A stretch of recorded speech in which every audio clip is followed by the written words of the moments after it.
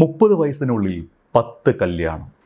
എറണാകുളം ഉദയംപേരൂർ സ്വദേശിയായ രേഷ്മ ചെയ്തത് സമാനതകളില്ലാത്ത തട്ടിപ്പാണ്. മാട്രിമോണിയൽ സൈറ്റിൽ വിവാഹ പരസ്യം നൽകിയാണ് രേഷ്മ തട്ടിപ്പ് നടത്തിയിരിക്കുന്നത്. വിവിധ ജില്ലകളിലെ യുവാക്കൾ തട്ടിപ്പിന് ഇരയായി. താൻ അനാഥയായിരുന്നുവെന്നും തന്നെ ദത്തെടുത്തതാണ് എന്നും പറഞ്ഞാണ് രേഷ്മ യുവാക്കളുമായി അടുക്കുന്നത്. പിന്നീട് വിവാഹം കഴിഞ്ഞ ശേഷം മുങ്ങും. രേഷ്മ ഇത്തരത്തിൽ യുവാക്കളെ അതിമനോഹരമായി പറ്റിച്ചത് എന്തിനാണ് എന്ന് കണ്ടെത്താനുള്ള ശ്രമത്തിലാണ് പോലീസ്. രേഷ്മ വിവാഹം കഴിച്ച എല്ലാവരെയും പോലീസ് ബന്ധപ്പെട്ടു. ഏതെങ്കിലും തരത്തിലുള്ള മോഷണശ്രമങ്ങൾ സംബന്ധിച്ചോ തട്ടിപ്പ് സംബന്ധിച്ചോ ഒരു പരാതിയും ഇതുവരെ ലഭിച്ചിട്ടില്ല എന്നാണ് പോലീസ് പറയുന്നത്. ഭർത്താക്കന്മാരുടെ കുടുംബാംഗങ്ങളുമായി വളരെ നല്ല ബന്ധമാണ് രേഷ്മ ഇപ്പോഴും സൂക്ഷിക്കുന്നത്.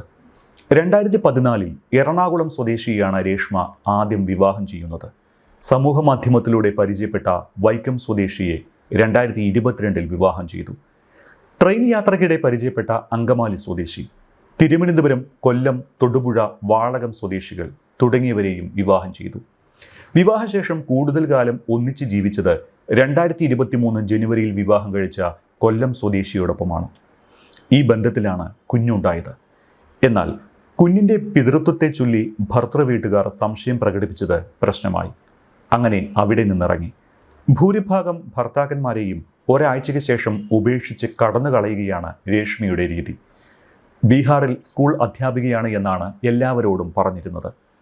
അവിടേക്ക് പോകുന്നുവെന്ന് പറഞ്ഞാണ് ഒരു ഭർത്താവിൻ്റെ വീട്ടിൽ നിന്നിറങ്ങി അടുത്തയാളിൻ്റെ വീട്ടിലേക്ക് രേഷ്മ പോയിരുന്നത്. മിക്ക ദിവസങ്ങളിലും കൃത്യമായ സമയം വെച്ച് ഭർത്തൃ വീടുകളിലേക്ക് ഫോൺ വിളിക്കാനും രേഷ്മ ശ്രദ്ധിച്ചിരുന്നു. ഇതുമൂലം ആർക്കും വലിയ സംശയമൊന്നും തോന്നിയിരുന്നില്ല.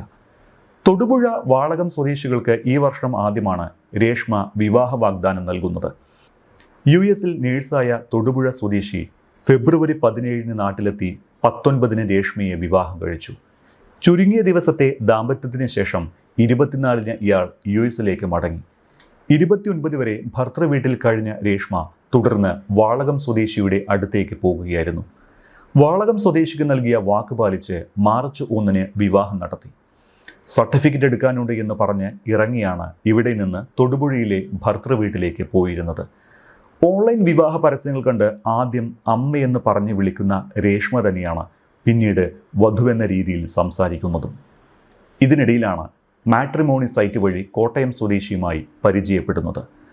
തൊടുപുഴയിൽ നിന്ന് വാളകത്തേക്കുള്ള ബൈക്ക് യാത്രകൾക്ക് രേഷ്മ ഉപയോഗിച്ചിരുന്നത് കോട്ടയം സ്വദേശിയെയാണ്.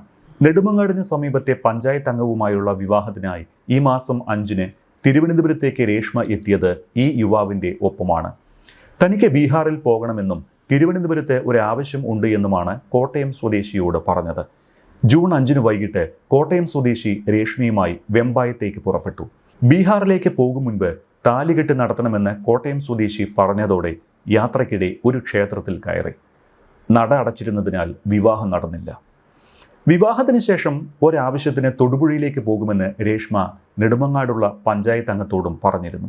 വിവാഹ പരസ്യം നൽകുന്ന ഗ്രൂപ്പിൽ രജിസ്റ്റർ ചെയ്ത നമ്പറിലേക്കാണ് നെടുമങ്ങാടുള്ള പഞ്ചായത്ത് അംഗത്തിന് മെയ് 29 ആദ്യ കോൾ വരുന്നത്. ബീഹാറിൽ അധ്യാപികയായ മകൾക്ക് വേണ്ടിയുള്ള വിവാഹാലോചനയെന്ന് പറഞ്ഞാണ് ആ കോൾ. ബീഹാറിൽ നിന്ന് നാട്ടിൽ എത്തിയെന്നറിയിച്ച് ഈ മാസം 4 കോട്ടയത്തെ മാളിലേക്ക് ഈ പഞ്ചായത്ത് അംഗത്തെ വിളിച്ചു വരുത്തി രേഷ്മ നേരിൽ കാണുന്നത്.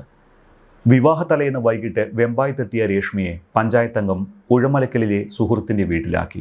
വിവാഹം രജിസ്റ്റർ ചെയ്യാൻ ആധാർ കാർഡ് ആവശ്യപ്പെട്ടെങ്കിലും ഇല്ലെന്നും ആധാർ കാർഡ് ലിങ്ക് ചെയ്ത ഫോൺ നമ്പർ അമ്മയുടെ കയ്യിലാണ് എന്നും രേഷ്മ പറഞ്ഞു. വിവാഹ ദിവസം രാവിലെ ബ്യൂട്ടി പാർലറിൽ പോകുന്നതിന് മുൻപ് കുളിച്ചെന്ന് രേഷ്മ പറഞ്ഞുവെങ്കിലും ശുചിമുറിയിൽ അതിൻ്റെ ലക്ഷണമുണ്ടായിരുന്നില്ല. സംശയം തോന്നിയ സുഹൃത്തിൻ്റെ ബന്ധുക്കൾ രേഷ്മ വിതുരയിലെ ബ്യൂട്ടി പാർലറിലേക്ക് പോയ സമയം വീട്ടിലുണ്ടായിരുന്ന രേഷ്മയുടെ ബാഗ് പരിശോധിച്ചു. അതിൽ മറ്റൊരാളുമായുള്ള വിവാഹത്തിൻ്റെ രേഖകൾ ലഭിച്ചതോടെ ആര്യനാട് പോലീസ് സ്റ്റേഷനിൽ എത്തിക്കുകയായിരുന്നു. സ്നേഹം ലഭിക്കാത്തതിനാലാണ് നിരവധി ബന്ധങ്ങളിലേക്ക് പോയത് എന്നും തന്നെ ജയിലിൽ അടയ്ക്കണമെന്നും രേഷ്മ മൊഴി നൽകിയിട്ടുണ്ട്. എന്നെ ജയിലിൽ അടയ്ക്കണം, പുറത്തിറക്കരുത്, പുറത്തിറങ്ങിയാൽ തെറ്റുകൾ ആവർത്തിക്കുമെന്നാണ് രേഷ്മ പോലീസിനോട് പറഞ്ഞത്. സംസ്കൃതം ന്യായത്തിൽ ബിരുദാനന്തര ബിരുദവും PhDയും ചെയ്യുന്നുവെന്നാണ് രേഷ്മ പോലീസിനോട് പറഞ്ഞിരിക്കുന്നത്. അതേസമയം അട്ടക്കുളങ്ങര വനിതാ ജയിലിൽ റിമാൻഡിൽ കഴിയുന്ന രേഷ്മയെ ചോദ്യം ചെയ്താൽ മാത്രമേ വിവാഹ തട്ടിപ്പിന് പിന്നിലെ കാര്യങ്ങളിൽ കൂടുതൽ വ്യക്തതയുണ്ടാകൂ എന്നാണ് പോലീസ് പറയുന്നത്.